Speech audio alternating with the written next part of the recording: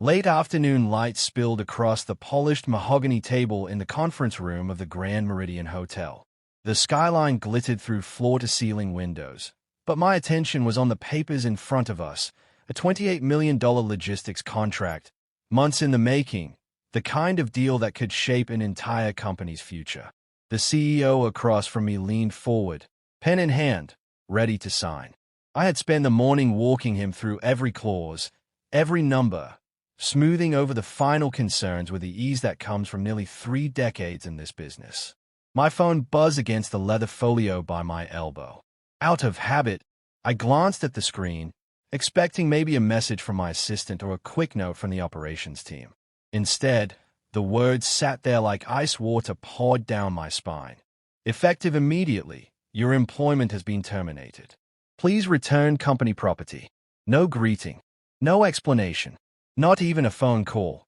Just a blunt dismissal from the HR director I'd trained myself 15 years ago. For a second, I felt the air leave my chest. 27 years. Early mornings, late nights, holidays spent on calls instead of with my family. I'd pulled this company back from the brink more than once. Kept it alive through recessions, political upheavals, supply chain breakdowns. And this was how they ended it. Not even the courtesy of looking me in the eye. I slid the phone face down on the table before the shock could show on my face. Across from me, the CEO was saying something about delivery schedules and port clearances, and I nodded along, my voice steady when I answered. Inside, the betrayal burned hot, not just at the disrespect, but at the timing, firing me in the middle of closing the largest contract in the company's history. But in that moment, something shifted. I realized they'd made a mistake they couldn't undo. This deal wasn't theirs yet. It was in my hands, built on my word, my relationships, my reputation. I could feel the decision hardening in my mind like steel cooling into shape. I smiled, a calm, practiced smile, and tapped the final page in front of the CEO. Let's finish our conversation, I said, as if nothing had happened. He smiled back, still unaware that the ground beneath my company had just cracked wide open, and that before the ink dried, I already knew exactly what I was going to do next. Before I tell you what happened next, I want you to think about something. Think about the worst professional betrayal you've ever faced. The kind that didn't just cost you a paycheck, but made you question every late night, every early morning, every sacrifice you made in the name of loyalty. That's where I was sitting in that moment. And by the time I finish this story, you'll see exactly what happens when someone tries to destroy the very person holding all the cards. I wasn't always in luxury hotel conference rooms, working on multi-million-dollar contracts. When I joined the company, it was a cramped, 3-room office with outdated furniture and a logo no one recognized. We had one solid client, a handful of questionable leads, and a bank account that looked more like a personal savings jar than a business fund. I wore every hat in those days: salesperson, operations manager, logistics planner, sometimes even the guy who'd load shipments when the dock crew was short-handed. I knew every supplier by first name. I could rattle off the import restrictions for 6 countries without checking a file. When a government inspector called, I knew exactly which form he'd be asking for before he did. Over time, I built something you can't buy with ad campaigns or flashy presentations: trust. Vendors picked up my calls on the first ring because they knew I'd never waste their time. Clients came to me with problems they wouldn't even admit to my bosses because they knew I'd find a solution quietly, without embarrassing them. Government contacts would give me the heads up if a policy change was coming that might delay shipments, because they knew I'd prepare and not panic. The company grew, slowly at first, then faster. I was there through 3 ownership changes, 5 recessions, and more crisis meetings than I can count. I trained the rookies, watched them grow into managers, and then trained their replacements when they moved on. I mentored 3 different generations of employees, and even when they left, they'd still call me for advice. Then came Victor Lang. Fresh MBA, sharp suits, voice full of corporate buzzwords that sounded impressive but meant nothing to anyone who actually ran the day-to-day. He came in with big talk about streamlining operations and modernizing client management. To him, all those personal touches I prided myself on, the calls on a client's birthday, the handwritten notes after a successful project, the way I'd check on a vendor's sick child, were inefficient relics from a bygone era. From the start, he made it clear he wanted to bring in younger, hungrier people. People who'd work smarter, not harder, which in Victor's mind meant people who would follow his spreadsheets without questioning the holes in them. I could see the way he looked at me in meetings, like a line item on a budget, not a man who'd kept this place alive through storms he'd never even heard about. To him, I wasn't the anchor of the operation. I was expensive deadweight. Still, I kept my head down. I'd seen people like him come and go. Usually, their own arrogance tripped them up before they could do too much damage. But Victor was different. He had the board's ear, and he was patient. Every time he suggested a small change that pushed me out of a process, I could see the bigger picture forming. Every meeting where he presented numbers without context, I saw him laying the groundwork to make me look redundant. What he didn't understand was that while he was building his case against me on paper, I was still the one holding the real assets, the relationships. The clients didn't call him when something went wrong. The suppliers didn't ask for his opinion on a last-minute shipment. He could strip my name from internal reports, but he couldn't replace the years of trust I'd built one handshake at a time. And that, as he was about to learn, was the one thing you can't just streamline out of existence. Victor had been playing his game for months, though most people in the office didn't see it. He'd smile through meetings, throw out praise that sounded generous but was really a subtle jab. And all the while, he was quietly replacing key people with his own recruits. People who owed him their jobs, people who would follow orders without question. I'd already watched him push out 2 department heads under the guise of restructuring. The writing was on the wall. I just didn't think he'd be bold enough to come for me in the middle of a deal like this. The CEO of Pacific Global Shipping sat across from me in that hotel conference room, reviewing the final draft of a contract worth $28 million over 3 years. This wasn't just another account. It was a game changer, the kind of deal that would anchor our revenue and open doors to a whole new market. I'd spent months nurturing this relationship, walking the CEO through our capabilities, earning his trust one late-night phone call at a time. My phone buzzed on the table beside me. Out of habit, I glanced down. Effective immediately, your employment has been terminated. Please return company property. No explanation, no warning, not even a call, just a short, cold text from HR. I didn't need a signature at the bottom to know whose idea it was. This was Victor's handiwork. For a moment, I felt a hollow thud in my chest. 27 years, gone in a few keystrokes. But as quickly as the shock hit, another thought pushed its way in. He'd made a mistake. A serious one.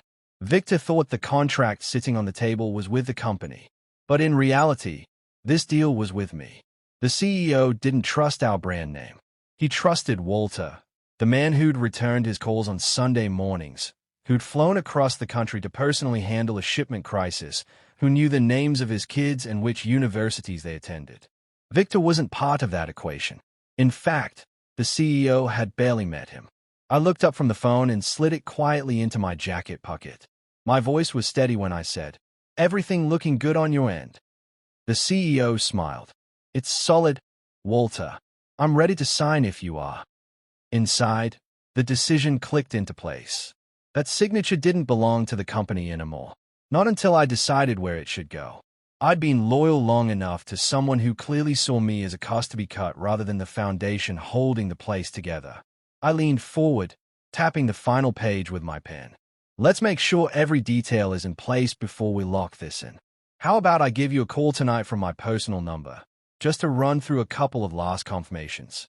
He nodded without hesitation. "Of course. I appreciate your thoroughness." As we shook hands and gathered the papers, I kept my face neutral. To anyone watching, it looked like a routine meeting wrapping up. But in my mind, everything had changed. The single most valuable asset Victor thought he owned was still unsigned, still mine to guide. And now, I knew exactly where it was headed. I kept my expression calm as we packed up the papers, sliding them neatly back into the leather folder. The CEO was still talking about port schedules and how this new agreement would position his company for faster expansion into Southeast Asia. Not once did I let the conversation drift toward my situation. The firing wasn't his problem, and for now, it wasn't even my headline. We walked out into the corridor together, exchanging the kind of pleasantries two men who've done real business together can share without it feeling forced. Just before we reached the bank of elevators, I paused. "Let's make sure everything's in order before we commit," I said lightly. "I'll give you a call tonight from my personal number. That way, we can run through the last details without any interruptions." He nodded immediately. "Absolutely, Walter. You've always been thorough. That's why we trust you with a deal this size." That right there was the truth Victor didn't understand. This deal wasn't anchored to a company name printed at the top of the contract. It was anchored to my name, my voice, my consistency. As soon as I was alone in the elevator, I pulled out my phone again, not to reread the termination text, but to start making calls. The first was to my attorney, a man named Alan Brooks. Alan had been my legal sounding board for years, helping me navigate everything from vendor disputes to contract clauses. I told him what had happened, that I'd been terminated without cause in the middle of finalizing a major contract, and that the client was expecting a follow-up call from me personally. "Do they have you under any kind of non-compete or client non-solicitation agreement?" Alan asked. "Non-compete expired 5 years ago," I said, "and the client relationship predates Victor by more than a decade."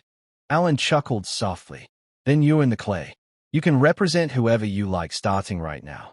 Just be mindful about proprietary documents. Keep everything verbal unless it's yours outright." That was exactly what I needed to hear.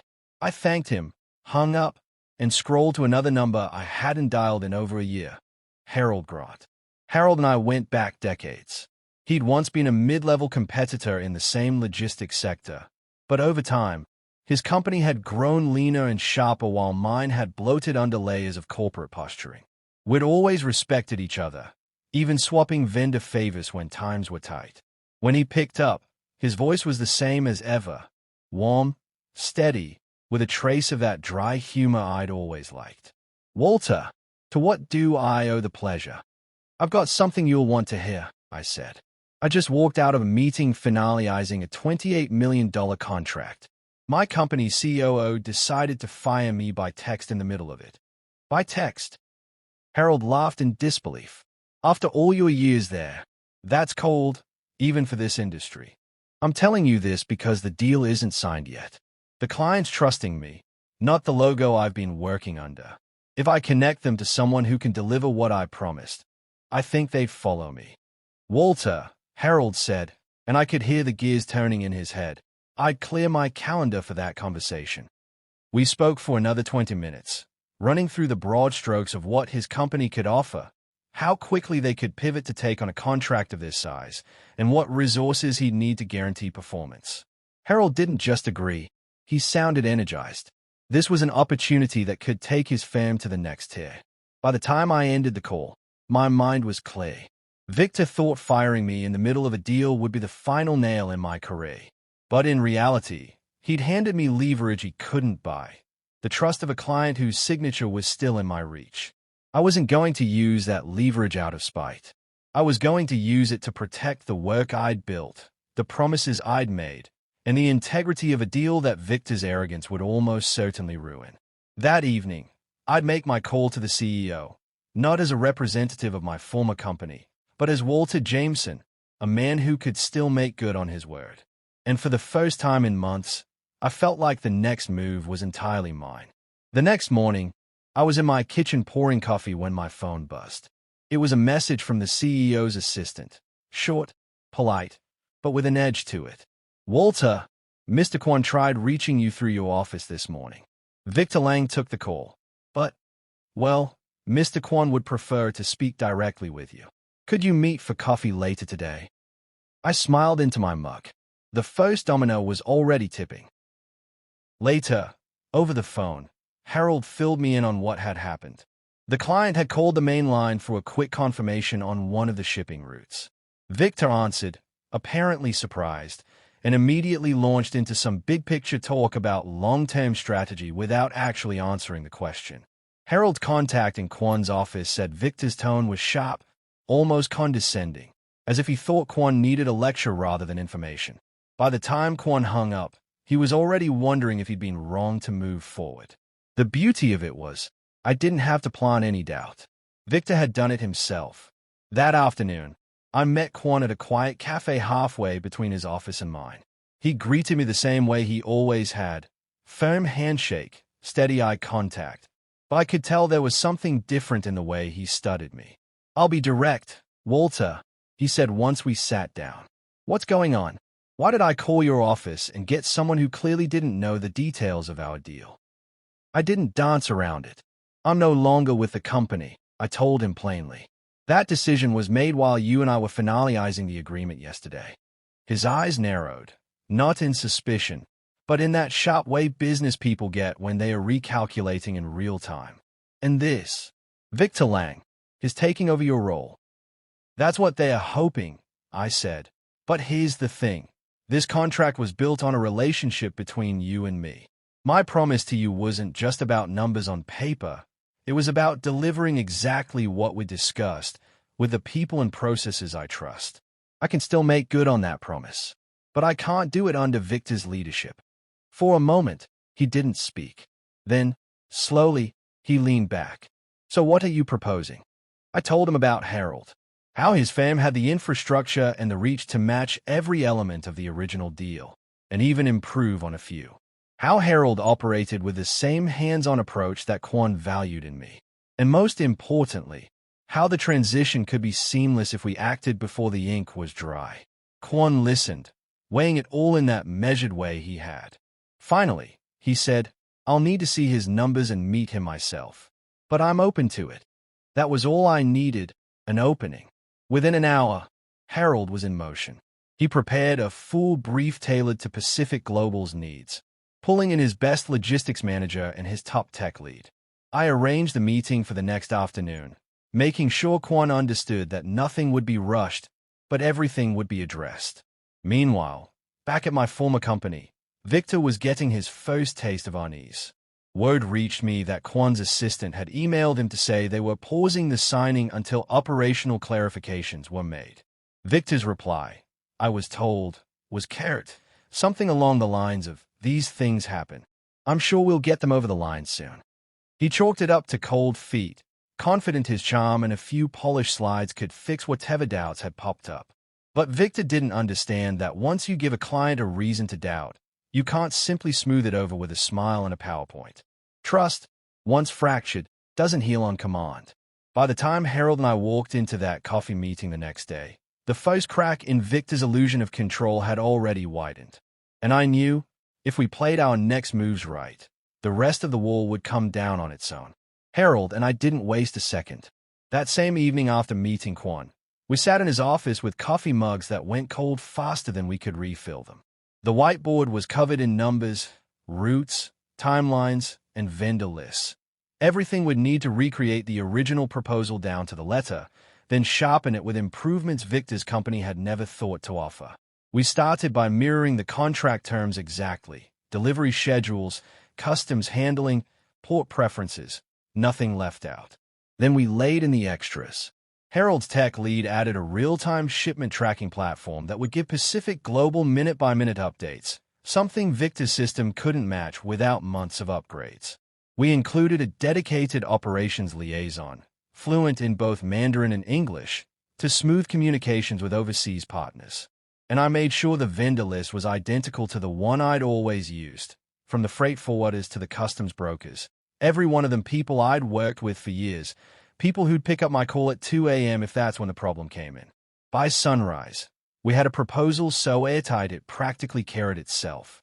The following afternoon, Kwon's office reached out to Victor's company and Harold's firm with the same invitation. Please present your final operational plan and address outstanding concerns before we make our decision. I could almost hear Victor's smirk from across the city.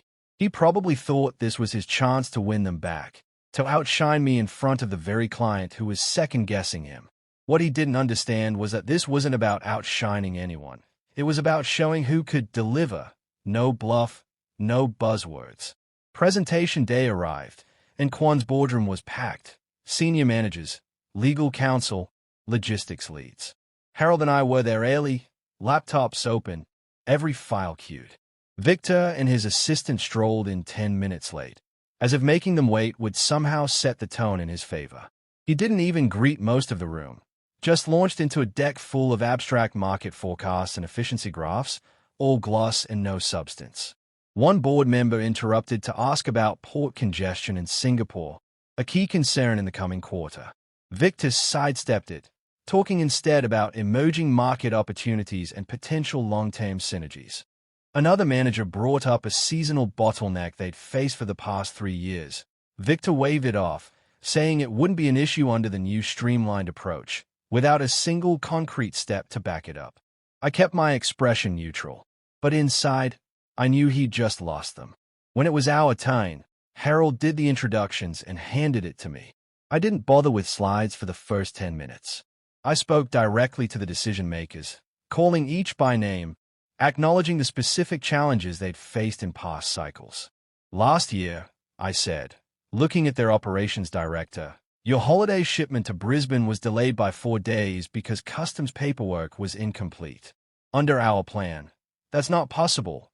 We pre-clear through both ports and keep duplicate forms with our broker on site. I moved to the seasonal bottleneck. In 2021, 2 of your major shipments out of Singapore hit congestion delays of 48 hours. Our plan reroutes through Port Klang during peak congestion windows. We've already run the simulations with our carriers. I could see heads nodding around the table.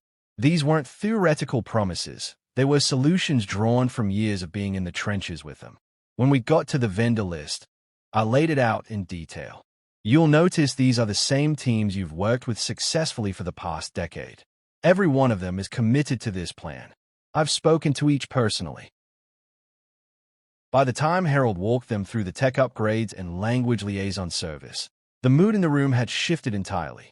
There was no mistaking it. They weren't comparing 2 companies anymore.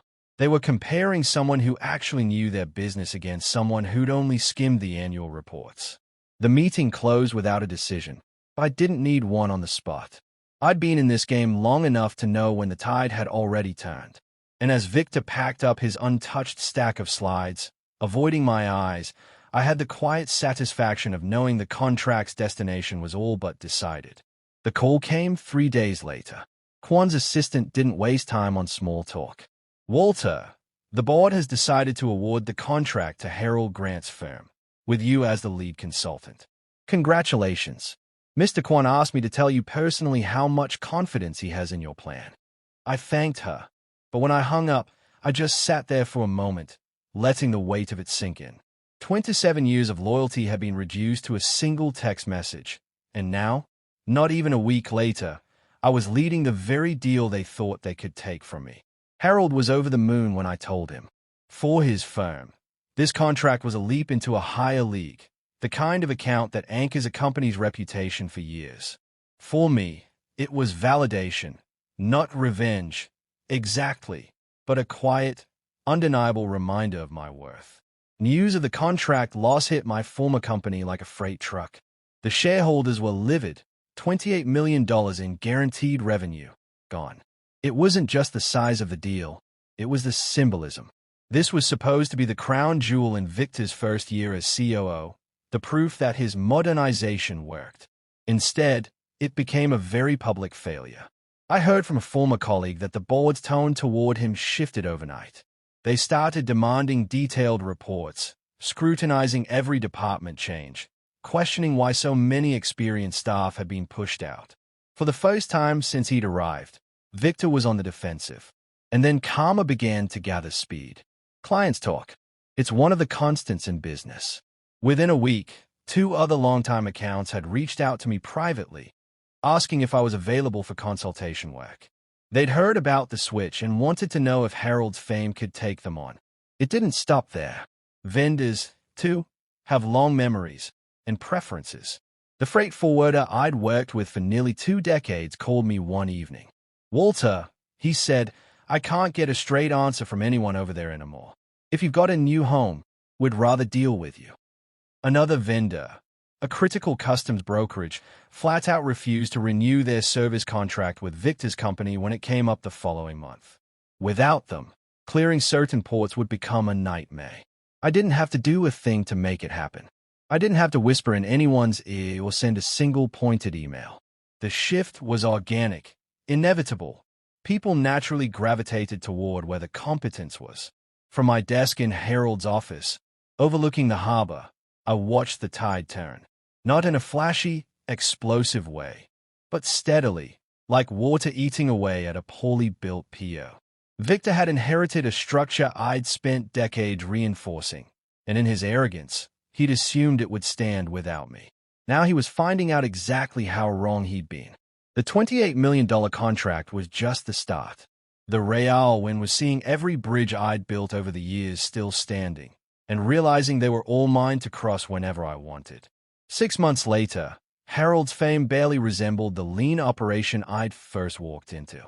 We'd expanded our client roster by nearly 40%, added 2 new regional offices, and brought on a dozen new staff to handle the increased workload. The $28 million Pacific Global contract had become the crown jewel of our portfolio. But it wasn't the only win. Other companies, impressed by the way we'd taken over and delivered seamlessly, had sought us out. The office had an energy I hadn't felt in years. People enjoyed their work. Clients called with opportunities instead of complaints. Vendors treated us like partners rather than necessary evils. For me, every day felt like I was building something again, not just keeping a leaky ship afloat. Then came the industry conference in Chicago. I was scheduled to speak on a panel about sustainable client relationships, a topic I could discuss in my sleep.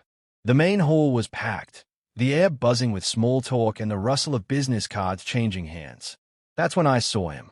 Victor Lang stood near one of the sponsor booths, his suit still immaculate, but the posture different, shoulders slightly hunched, a certain weariness in his eyes.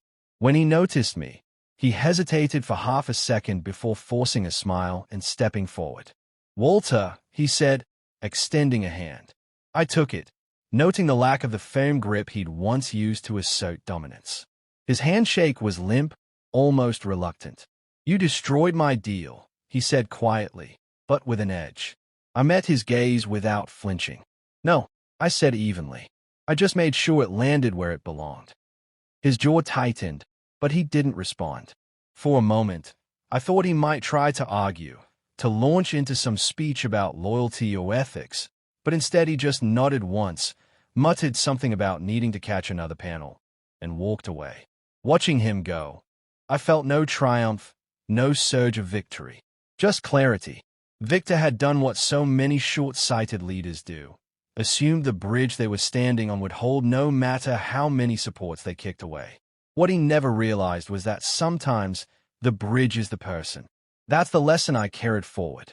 The best revenge isn't sabotaging someone else's path. It's building your own road so strong and so far-reaching that you no longer care where there's leads. Titles can be stripped. Offices can be emptied. But relationships, the genuine kind, built on trust and consistency, outlast all of it. If you take nothing else from my story, take this. Don't burn the bridges you still need, and don't underestimate the quiet person who's been holding them up all along. Because when they walk away, the collapse won't be loud, but it will be final. Now I want to hear from you. Tell me about a time when someone underestimated you, and you turned it into an opportunity. Because sometimes, the most powerful way to prove your worth is to take it where it will be valued, and leave the people who couldn't see it standing in the rubble of their own mistakes.